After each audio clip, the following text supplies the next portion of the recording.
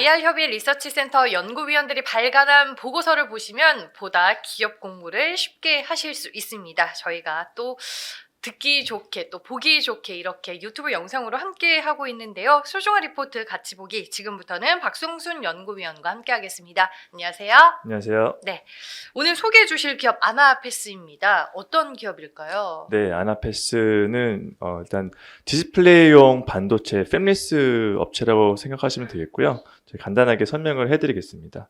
네, 아나페스는 2002년도에 설립이 됐고 2010년도에 코스닥 시장에 상장을 한 업체고요. 저희가 전에도 제가 반도체 설명드리면서 팹리스 파운드리에서 아마 설명드렸을 텐데 디스플레이용 반도체인 T콘이라고 하는 이 반도체를 설계하는 팹리스 업체고요. 이 생산은 파운드리 업체한테 위탁 생산을 합니다. 그래서 생산 설비는 따로 가지고 있지 않은 업체다라고 보시면 되겠고요. 전체적인 제품의 구성은 말씀드린 대로 T콘이 거의 메인이라고 보시면 되겠습니다. T콘이라고 하는 거는 이제 타이밍 컨트롤러의 저희 줄임말인데, 저희가 이제 TV나 이제 모니터 아니면 이제 핸드폰에 같은 경우에는 T콘, DDI 이런 반도체들이 들어가 있습니다. 그래서 저희가 리모컨이나 터치를 통해서 신호를 주면은 이 신호를 가지고 영상 데이터를 이제 DDI라고 하는 이 반도체가 요구하는 데이터로 변환을 해주는 게 T콘이고요. 이 DDI는 저희가 색깔을 내는 RGB라고 하는 픽셀 있잖아요. 네. 거기다가 이제 명암이나 색깔을 나타내고 신호를 이제 다시 주는 게 DDI입니다. 그래서 결론적으로 말씀드리면 T콘은 DDI한테 역할을 하라고 신호를 주는 반도체다라고 보시면 되겠고요. 전체적인 매출 비중은 저희가 작년이죠. 2023년도 3분기 누적 기준으로 전체적 T콘이 77%, OLED T콘이 77% 정도 되고요. 과거에는 LCD가 굉장히 많았지만 고객사에서 LCD 생산하지 않기 때문에 LCD는 거의 없다고 보시면 되겠습니다. 그리고 TV용은 이제 모바일용과 좀 구분이 되는데요. TV용은 DDI와 T콘이 별도의 칩으로 따로따로 형태가 돼 있다라고 보시면 되겠고요. 모바일은 아무래도 공간이 굉장히 작다 보니까 T콘, DDI, 이 램이 하나의 형태로 DDI 칩 안에, 그러니까 원칩 형태로 되어 있다라고 보시면 되겠습니다. 그러면 전방 산업으로는 이 OLED 쪽을 봐야 되는 거예요? 네, 맞습니다. 아무래도 이제 과거에는 아나페스가 이제 고객사 LCD 패널의 대형 LCD 패널의 한 절반 정도를 담당하면서 T콘을 공급했는데요. 이제 고객사가 거의 대부분은 OLED 생산하고 국내 네. LCD를 생산하지 않거든요. 네. 그러면서 이제 OLED만 보시면 된다고 생각하고 있습니다. 그래서 전체적인 OLED 산업에 대해서 설명을 드리면 네. 중형이나 모바일 좀 나눠서 설명을 드리겠습니다. 일단 중형이라고 저희가 말씀드린 거는 노트북이나 태블릿에 들어가는 그런 패널을 말씀드리는 거고요. 여기도 저희가 기억하실지 모르겠지만 스마트폰에도 애플이 OLED 탑재하면서 굉장히 성장했듯이 이 태블릿이랑 노트북 같은 IT OLED도 애플이 IT 기기에다가 탑재를 하면서 좀 크게 성장할 것을 보고 있습니다. 일단 아직은 나오지 않았지만 애플은 아직 나오지 않았지만 먼저 삼성전자를 말씀드리면 삼성전자는 이미 OLED 탑재한 노트북이나 태블릿 출시한 상황이고요. 중국에 있는 셋업 업체들 그리고 마이크로소프트도 다 OLED 태블릿이나 노트북이 지금 나오고 있는 상황입니다. 그런데 저희가 말씀드린 대로 이 방점을 찍을 거는 애플의 아이패드라고 보고 있고요. 애플 같은 경우는 올해 상반기에 2가지의 아이패드에다가 OLED를 탑재할 예정이기 때문에 여기를 기점으로 OLED 시장은 굉장히 커질 수 있다라고 보고 있고, 아무래도 단일 모델 기준으로 봤을 때 태블릿 단일 모델로 봤을 때 태블릿 출하량이 가장 많은 건 애플이거든요. 네. 그래서 애플이 적용하는 건 굉장히 큰 의미가 있다라고 생각하실 수 있고, 그렇기 때문에 아무래도 이쪽 시장이 커지다 보니까 삼성 디스플레이나 LG 디스플레이 그리고 중국 패널 업체들은 아무래도 좀 더 큰 데서 생산하는 게 편하거든요. 그러니까 좀 더 이제 저희가 말하는 원장이라는 게 있습니다. 그러니까 OLED를 원장에서 크게 생산을 하고 그거를 사이즈별로 인치별로 자르는데 아무래도 원장이 사이즈가 크면은 생산 효율이 높잖아요. 그래서 지금은 6세대급이라고 하는 사이즈에서 뽑고 있는데 좀 더 생산율이 높은 8세대급을 투자를 진행을 하고 있고, 아무래도 8세대에서 생산을 하게 된다면 생산 효율이 상당히 높아진 효과가 있다라고 생각하실 수 있습니다. 그래서 삼성 디스플레이 같은 경우는 이미 아산 캠퍼스에 투자를 하고 있는 상황이고, LG 디스플레이는 곧 투자가 이제 나올 거로 보고 있고요. 중국 같은 경우도 BOE가 투자를 결정한 상황입니다. 그렇게 되면은 저희가 말씀드린 대로 애플 같은 경우가 아이패드를 시작으로 맥북이나 아이맥 같은 경우로 OLED를 계속해서 하방 전개할 수 있거든요. 그렇게 되면은 전체적인 IT OLED는 굉장히 크게 성장할 수 있을 거로 보고 현재 같은 경우는 말씀드린 대로 뭐 일단은 올해는 6세대에서 생산을 한다. 그리고 신규 8세대급 팹이 완성이 되면은 이제 8세대급에서 나오면서 시장은 굉장히 빠르게 커질 수 있다라고 생각을 하고 있습니다. 그리고 두 번째로 모바일 같은 경우는 여전히 스마트폰이 가장 큰 이제 모바일 OLED 시장이라고 보시면 되겠고요. 2017년도에 아이폰 X에 탑재되면서 시장이 굉장히 크게 확대가 됐습니다. 그런데 여전히 이제 OLED 침투율은 스마트폰에서 한 50% 정도 차지하고 있는 상황이거든요.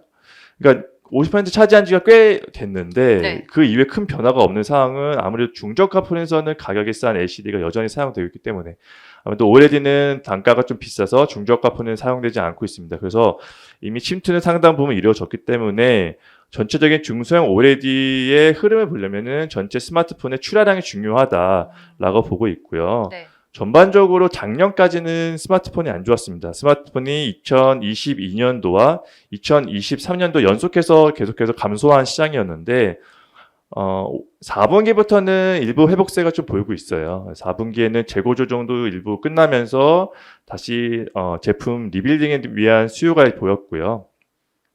그렇기 때문에 올해 같은 경우는 역사적으로 봤을 때는 2년 연속 감소 이후에 3년 연속 감소가 보인 경우는 없었거든요. 그래서 기저가 낮다는 측면에서도 수요가 더 빠질 가능성은 좀 제한적이다라고 봐서 전체적인 올해 스마트폰 수요는 약 3% 정도 소폭 개선되기 때문에 아무래도 모바일 쪽 OLED도 이 스마트폰 수요에 따라서 올해는 성장이 가능하다라고 보고 있습니다. 네, 알겠습니다. 중형 OLED 그리고 모바일 OLED 이렇게 두 파트로 나뉘어서 전체적인 OLED 시장의 현황에 대해서 분석을 해주셨습니다.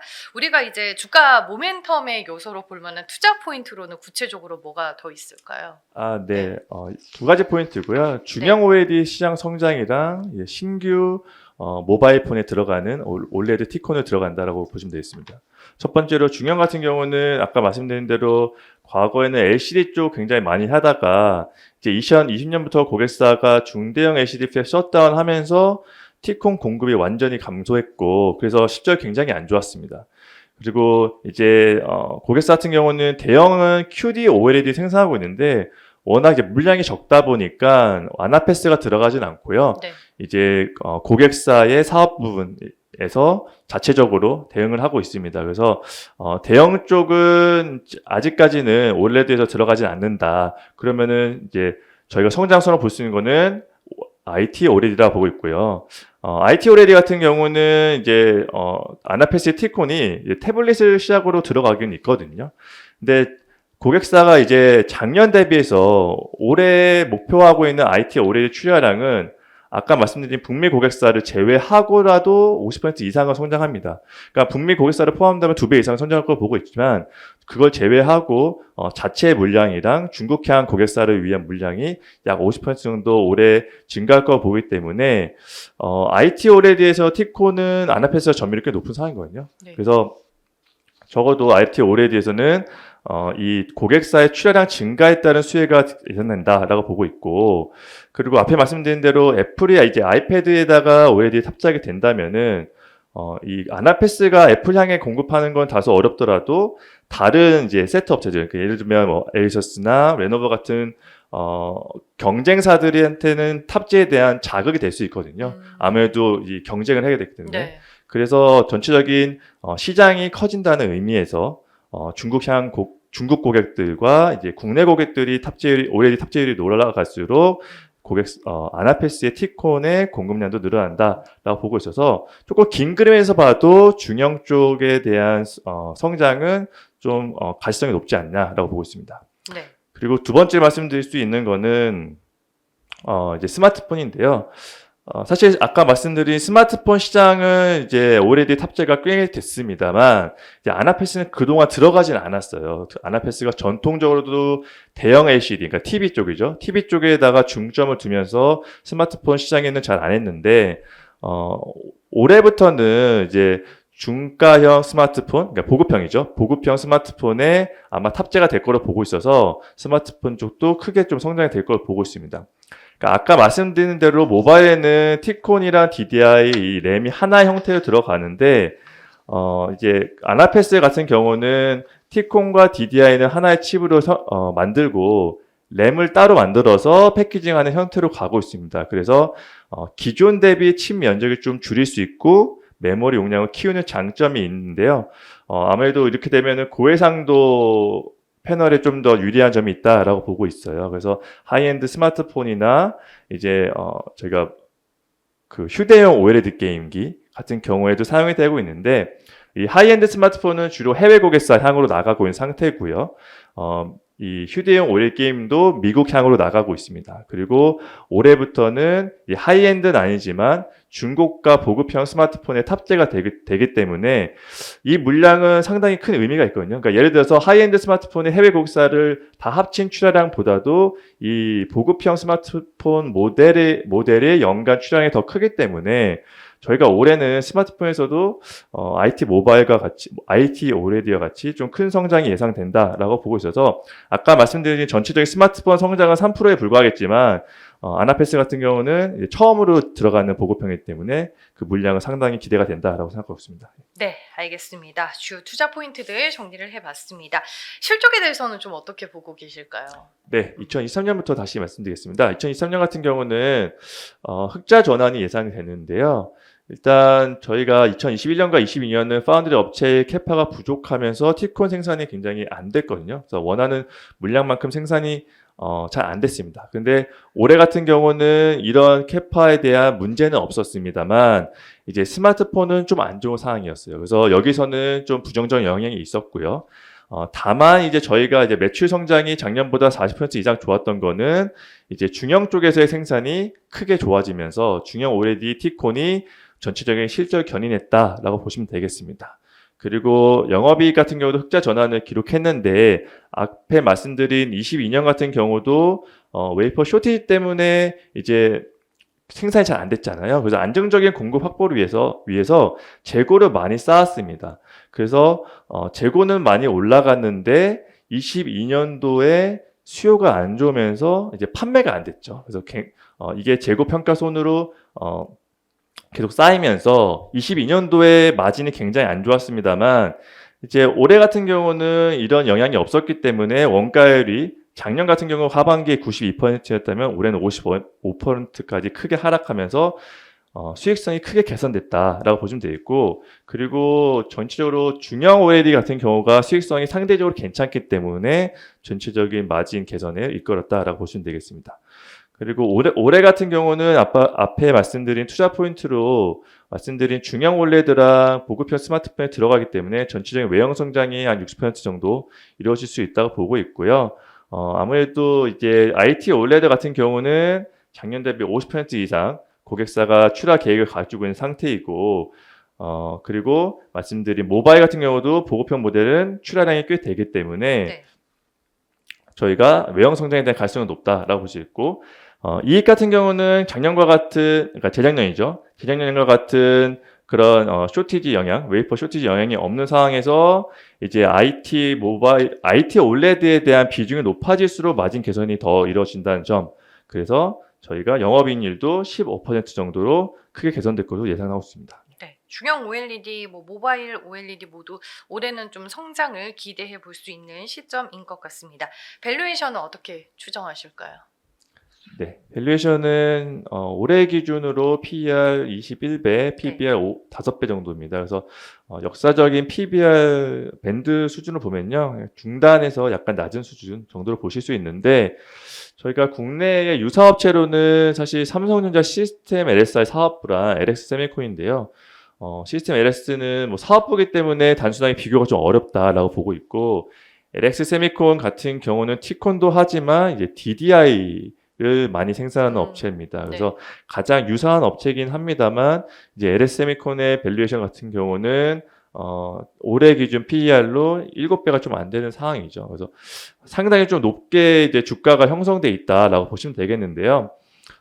그 이유를 저희가 이제 좀 꼽아 보자면 아무래도 LS세미콘보다는 이제 OLED 글로벌 1위 고객사를 메인 고객사로 두고 있는 상황이고, 그리고 중형 같은 경우에서 그 IT OLED의 MS가 좀 높은 상황, 그리고 새롭게 보급형 스마트폰에 들어가고 있다라는 점이 좀 높은 밸류에이션을 받는 이유가 아닌가라는 생각이 들고요. 그리고 더불어서 자회사 GCT 세미컨덕터의 상장 기대감도 일부 좀 반영이 돼 있다고 보고 있습니다. 그래서 전체로 아직까지는 밸류에이션이 높긴 하지만, 저희가 아까 말씀드린 중형 OLED 같은 경우는 좀 긴 그림에서 봐도 성장성이 가시성이 높기 때문에 실적에서 계속해서 개선되는 그림이 보여서 좀 갈수록 밸류에이션 부담은 완화되지 않을까라고 생각하고 있습니다. 네, 알겠습니다. 마지막으로 우리가 따져봐야 할 리스크 요인 뭐가 있을까요? 네, 아무래도 이제 자회사 리스크가 일부 있다고 보고요. 이제 자회사 GCT 세미컨덕터라고 하는 업체의 상장 여부가 좀 리스크다라고 보고 있습니다.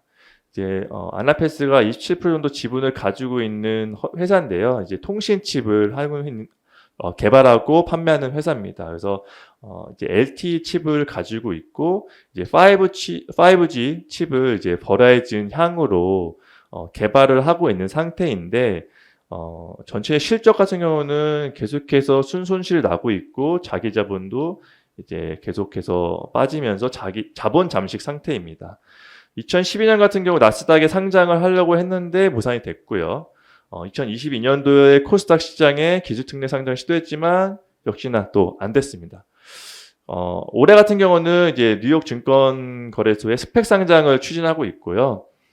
작년 말에 이제 증권 신고서가 제출돼서 상장에 만약 성공한다면 8,700만 달러 정도 자금 조달이 가능할 거로 보고 있는데, 이 자금은 아까 말씀드린 5칩 통신칩의 양산을 위해 사용될 걸 보고 있습니다. 지금까지 이제 아나페스가 지분 투자와 금전되어 합쳐서 한 1,000억 정도가 이 회사한테 들어갔거든요.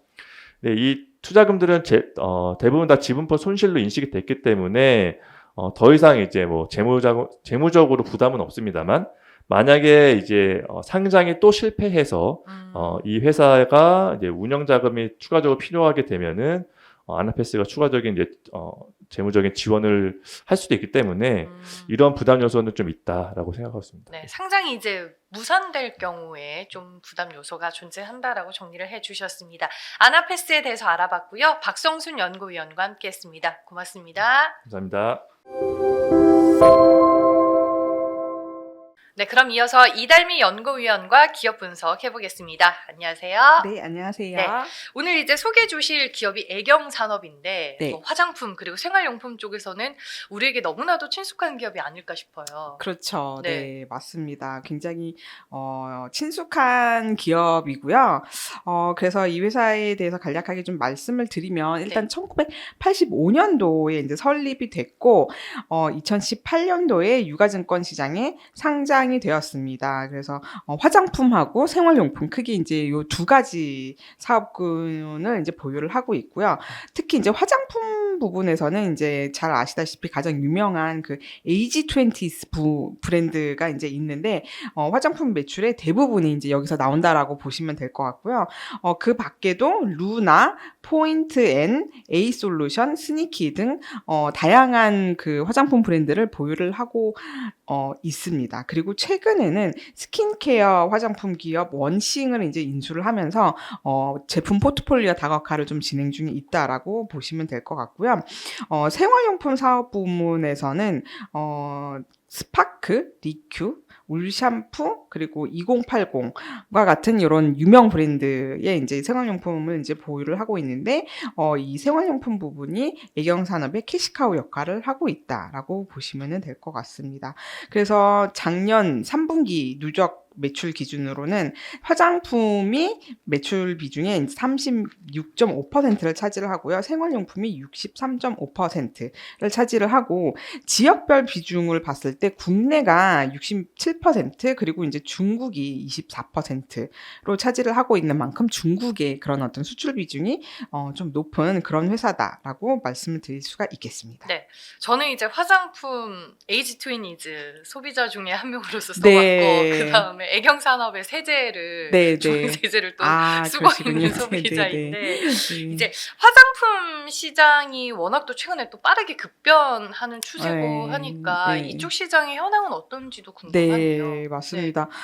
사실 예전에 국내 화장품 업체들이 중국 성장으로 인해서 이제 같이 엄청 고성장세를 이제 지속을 하다가 네. 최근에는 이제 중국이 이제 좀 많이 꺾이고 있는 그런 상황이다라고 보시면 될 것 같고요. 또 이제 코로나 때는 이제 성장률이 이제 많이 꺾였었죠. 그러면서 지금 최근 3개년 연평균 성장률은 2.6% 성장률을 시현을 하면서 화장품 시장의 성장률은 좀 저성장 기조를 이어가고 있는 그런 상황이다라고 보시면 될 것 같습니다. 뭐 이제 화장품 규제 강화라든지 이제 코로나 뭐 요런 것들이 이제 좀 영향이 있었지만 대부분 이제 그 시장 성장률 하락의 가장 큰 원인은 이제 중국 수출이 이제 좀 많이 감소를 했기 때문이다라고 보시면은 될 것 같습니다. 사실 인제 지금 뭐 우리나라 국가별 화장품 수출 실적을 인제 보시면은 중국이 인제 2022년도에 역성장, 큰 폭의 인제 역성장세를 시현하면서 수출이 인제 좀 많이 줄어들고 있는 그런 상황이다라고 보시면은 될 것 같은데요. 지금 이렇게 중국이 자기네 자사 브랜드 제품들이 인제 좀 많이 올라오기 시작을 하면서 국내 화장품 브랜드에 대한 중국 내에서의 선호도가 좀 많이 떨어지고 있는 그런 상황이거든요. 그러면서 인제 중국향 수출이 인제 좀 많이 감소를 인제 하고 있습니다. 실질적으로 작년 광군제 때 가장 많이 판매됐던 기초 화장품 브랜드 순위를 보시면은 2019년도, 그러니까 코로나 이전이죠. 2019년도만 해도 우리나라의 브랜드인 후가 8위권이 그래도 있었는데 10위권 안에는 있었죠. 그리고 2020년에도 설화수가 인제 7위권에 인제 있었고 후가 4위권으로 이제 좀 오히려 올라가는 그런 모습이었는데 코로나 이후를 겪으면서 2022년, 2023년도에는 국내 브랜드가 이제 거의 순위에 없는 10위권 순위에 없는 그런 상황이 이제 돼 버렸다라고 보시면 되고요. 반면에 중국 브랜드가 좀 많이 순위를 치고 올라오고 있는 그런 모습을 보실 수가 있습니다. 따라서 그런 어떤 화장품 개발이라든지 그런 부분이 이제 중국이 이제 좀 많이 네. 국내의 그런 어떤 기술력을 많이 따라잡으면서 중국 내에서 자국 브랜드에 대한 인지도가 좀 많이 올라가고 있는 그런 상황이다. 그러면서 국내 수출도 좀 많이 감소를 하고 있다라고 보시면 될 것 같고요. 또 한 가지 지금 중국의 소비자 신뢰 지수가 좀 많이 내려왔습니다.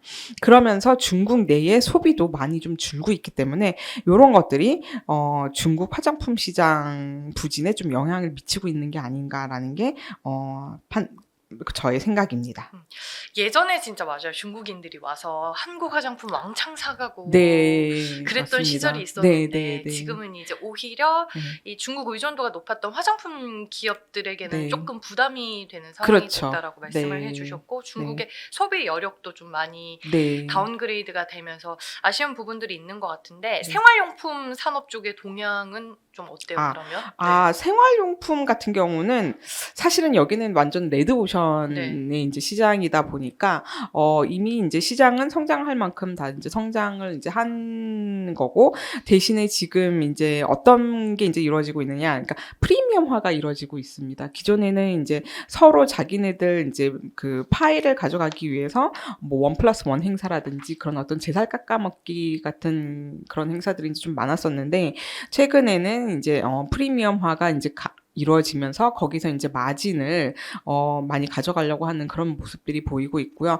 그다음에 이제 해외 수출이 원래 생활용품은 좀 낮았었는데 그 비중이 낮았었는데 그게 최근에는 좀 많이 이제 올라오면서 수출을 이제 더 강화를 하려는 그런 모습들을 좀 보이고 있다라고 보시면 될 것 같습니다. 네, 알겠습니다.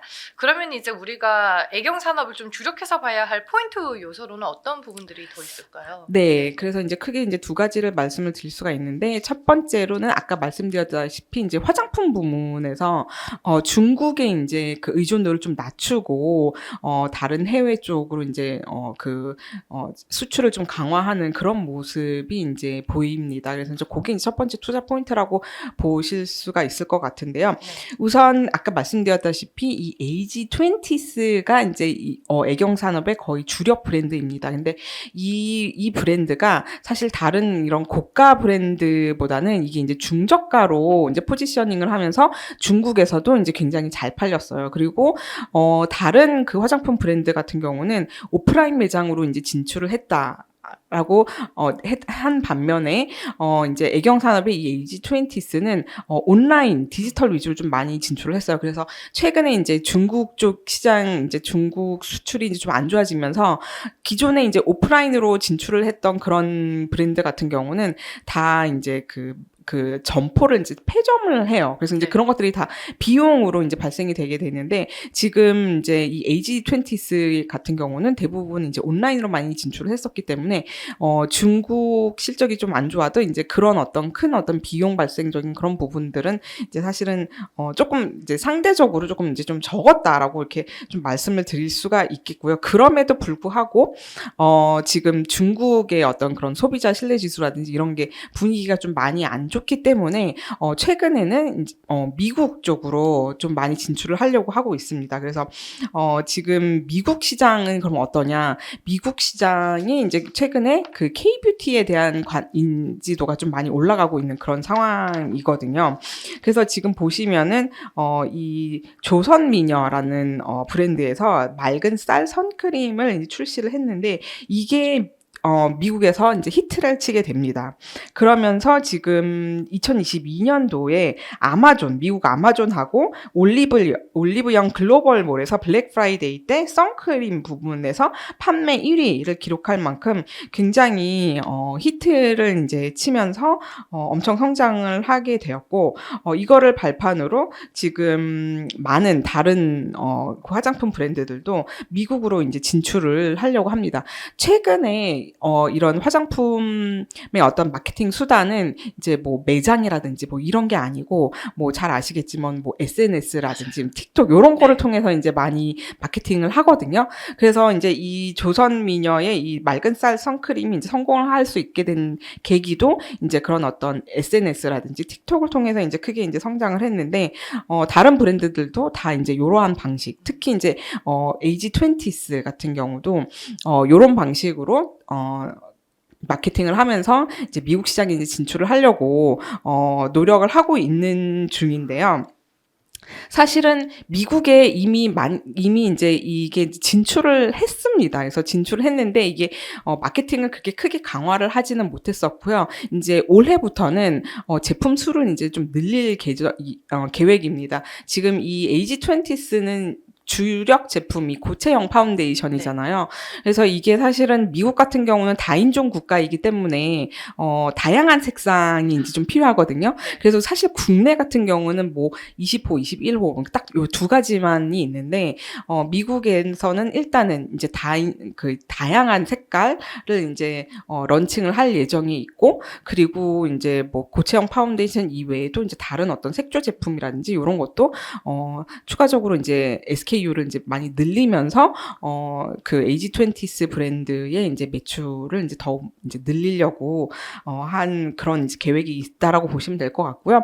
그리고 미국 시장 이외에도 이제 일본 시장으로도 이제 진출을 할 계획이 있는데 지금 색조 브랜드 루나가 이제 그 애경 산업의 색조 브랜드 중에서 이제 주력 브랜드다라고 보시면 되는데 요거를 이제 일본에 좀 더 마케팅을 이제 강화를 할 예정이다. 그러니까 오프라인 매장 매대수를 이제 뭐 확대를 한다든지 뭐 이제 그런 계획을 이제 가지고 있어서 지금 애경 산업의 화장품 사업 부문은 미국하고 일본 수출 확대를 통해서 성장세를 계속 견인을 할 것으로 전망이 되고 있고요.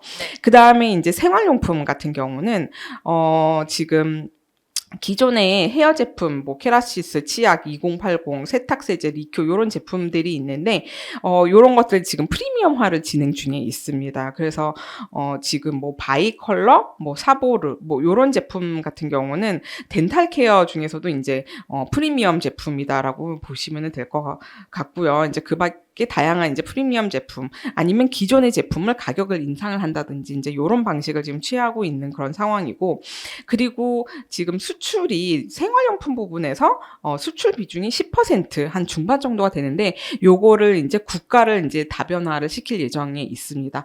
그래서 이제 국가를 다변화한다든지 아니면은 기존에 이미 진출해 있던 국가에서 좀 더 이제 제품 수를 확대를 하면서 매출을 끌어올린다든지 그러면서 이제 수출을 이제 더욱 확대를 할 예정에 있어서 화장품 부분에서는 이제 중국 이외의 다른 진출 국가, 그리고 생활용품 부분에서는 수출 확대, 그리고 프리미엄화. 요게 이제 이 회사의 큰 투자 포인트다라고 말씀을 드릴 수가 있겠습니다. 네, 화장품 그리고 생활용품 사업부에 대해서 이제 각각 얘기를 해주셨는데, 아니 애경 산업을 얘기하셔서 그런 게 아니라 이제 화장품이 좋아요. 제가 다 써봤는데 루나도 네, 그렇고, 네, 네 에이지 맞아요. 트윈니스도 그렇고 네. K 뷰티를 응원하도록 아, 하겠습니다. 네, 네, 네. 네, 이제 실적으로 넘어가서 네. 2023년 실적은 어땠고 또 올해 실적에 대해서 어떻게 전망을 좀 하고 계시는지요? 아, 네네.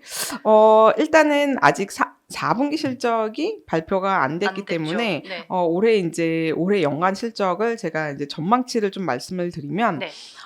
네, 작년이죠. 2023년도. 네, 2023년. 네, 2023년도 전망치를 말씀을 드리면 매출액은 전년 대비 9.4% 증가한 6,700억 정도가 예상이 되고요.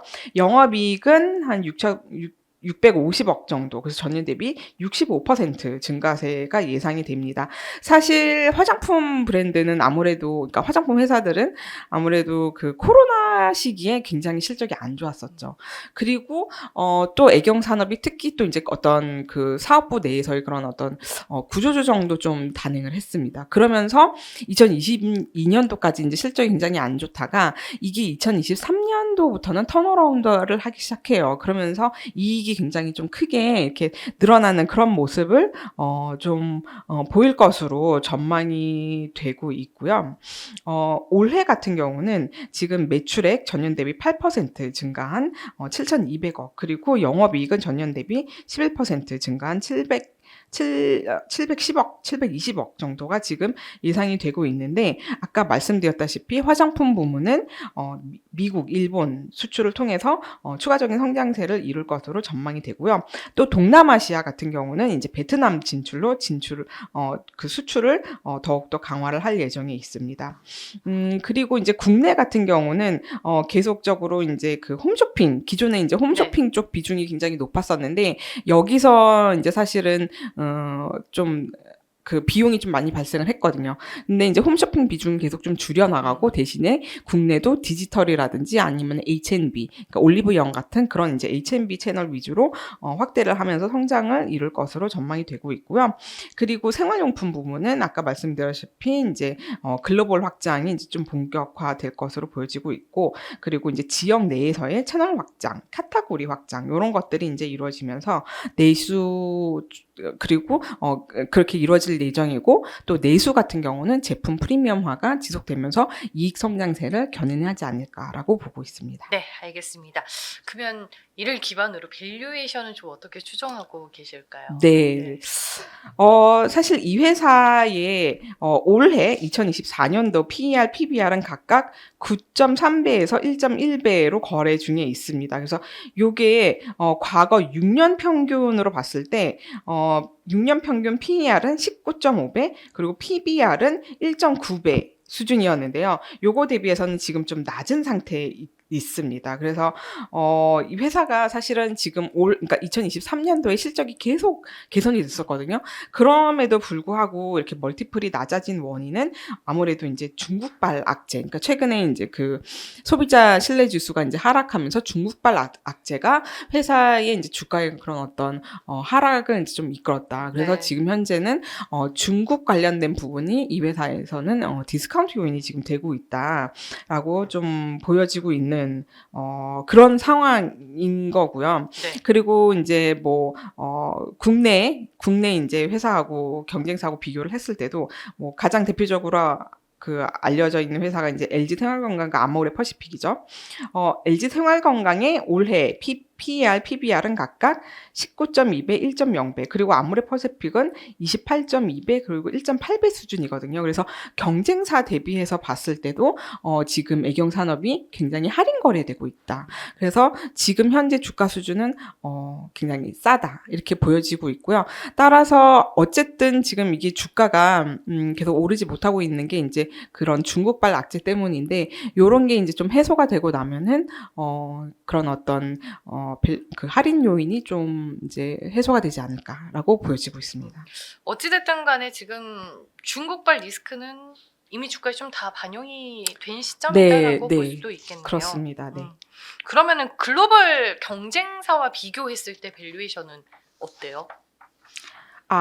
글로벌 경쟁사하고 비교했을 때도 사실은 네. 근데 굉장히 싸죠. 글로벌 경쟁 업체들이 지금 거의 뭐 30배, 20배, 뭐 PBR도 뭐 8배, 6배 이렇게 되거든요. 근데 네. 사실은 글로벌 경쟁사하고는 이제 애경산업하고 비교가 이제 이렇게 좀 이렇게 쉽지가 않은 게, 아무래도 글로벌 경쟁 업체들은 고가 워낙 이제, 브랜드도 네. 있고 이제 뭐 저가 브랜드도 있고 굉장히 다양한 지역으로의 이제 글로벌 진출도 되어 있는 반면에 지금 애경산업 같은 경우는 고가 브랜드는 이제 얘네는 거의 이제 없고, 주로 이제 화장품도 대부분 이제 중저가 브랜드. 그러니까 어쨌든 이제 얘네들은 그렇게 포지셔닝이 되어 있기 때문에 네. 그래서 그런 부분에 있어서도 조금 어떤 할인 요인이 되고 있다라고 보여지고 있어요. 네, 알겠습니다. 마지막으로 이제 리스크 요인을 따져봐야 될 텐데 역시나 중국을 꼽을 수 있을까요? 네, 그렇습니다. 아무래도 이 회사의 가장 큰 리스크는 중국 수출 비중이 이제 좀 높다라는 부분이고요.